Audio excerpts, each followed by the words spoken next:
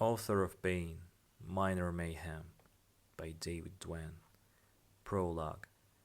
It's a curious thing researching your own death, which, once the inevitable disorientation of his post-mortem rebirth had passed, was the first thing Randall did once he had returned from oblivion to the land of the almost living. He even had a copy of the crime scene photographs, very grisly, not the kind of keepsake one would normally hang on to, but they still held a macabre fascination for him. Even after all these years, they never failed to elicit a shiver down the spine. He had been originally prompted to do all this by the dream of the final moments of his mortal life. The before to this after. It always began the same, the caress of a gentle breeze on his face as he drifted off to sleep, and with it the smell of freshly rain-soaked streets. Then came the shouts and that god-awful burning in his chest. Fractured images, reassembled in some sort of vaguely coherent order, would play out in his mind's eye, over and over like a damn movie loop, but one edited by a madman with a hatchet. Yeah, he remembered just about everything about that night, which, considering what happened, wasn't that surprising. After all, if you can't remember your own murder, then just what the hell are you going to remember? He was running now, down a long, dark New York cobbled street. The burning in his chest was his lungs screaming for air. The shouts were coming from the four shadows chasing him with murderous intent. A volley of gunshots rang out, followed by that sound like angry bees buzzing past his head. One so close he could feel the concussion as it zipped by his ear. Randall could still, even now, feel that first bullet hit as it slammed into the back of his right shoulder, and with it, just like always, everything became crystal clear. He remembered struggling to keep his feet as his mutinous legs threatened to buckle as he ran. He remembered stumbling on and firing blindly behind him, and that much-needed hit of adrenaline as one of his pursuers screamed and tumbled to the ground. Lucky shots, but then again Randall had always been lucky. Lucky until he ran blindly into that alleyway. Once he was beyond the reach of the streetlights, the alley soon became pitch black, but still he ran on. The footsteps at his back were closer now, and more gunshots rang out, their bark echoing off the walls around him, and with each shot came a muzzle flash which cut through the darkness, giving Randall fleeting glimpses of his surroundings, walls closing in around him. He remembered the blood, icy cold, running down his arm. He couldn't be sure, but he thought that must have been why the gun slipped through his fingers and clattered to the ground behind him, betrayed by his own blood. Randall's head was spinning wildly, his usually clear thoughts muddied by blood loss and an overdose of adrenaline, but he stumbled on, concentrating on just putting one damn foot in front of the other. Another gunshot briefly illuminated the alley ahead, and the brick wall that was right in front of him, forcing him to skid to a halt. A dead end, very apt.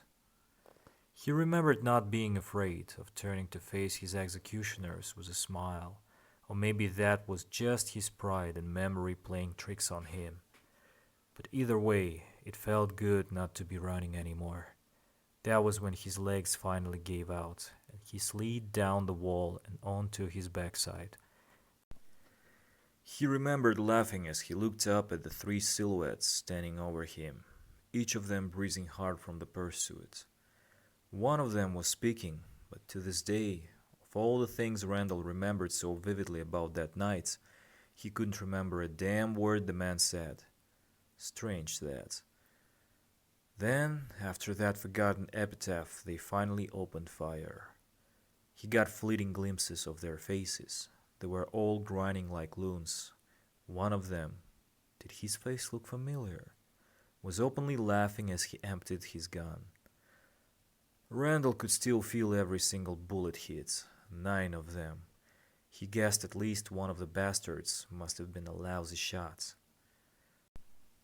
So Randall remembered almost everything about that night, which stands to reason when you think about it. After all, it's not every day you're shot to death in an alley, is it? Yes, he could recall with an almost absolute clarity the sights, the sounds, even the damn smell of the place. But curiously, that was it. There was nothing from that feeling of slipping into darkness to the moment he walked back out of the same alley, looking exactly the same as when he had entered it, even wearing the same damn suit, less the blood and bullet hits. This he soon realized was the first thing he had to remedy when he discovered he'd been away for some 50-odd years.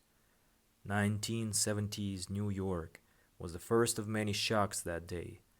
Half a century gone by in a heartbeat, and he remembered nothing of it. He was just different somehow.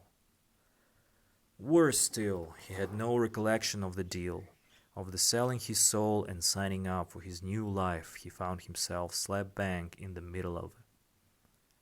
For surely there must have been one, some little seduction scene play out in the void between life and death, where he had readily given up his eternal soul for his lost life back, and not forgetting the power he now possessed. There was no end of the mischief Randall could perform. He could manipulate those around him, not to mention the numerous creatures he could conjure up, just by will alone and with the help of a little spit, blood, smoke, and shadows. Sure, that would explain where all the years had gone. You can't learn all this shit overnight.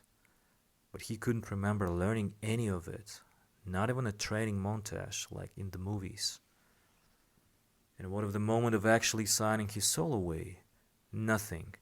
And surely that has got to be even more important to a guy that's simply dying. Any idiot could do that. People did it in their thousands, every damn day.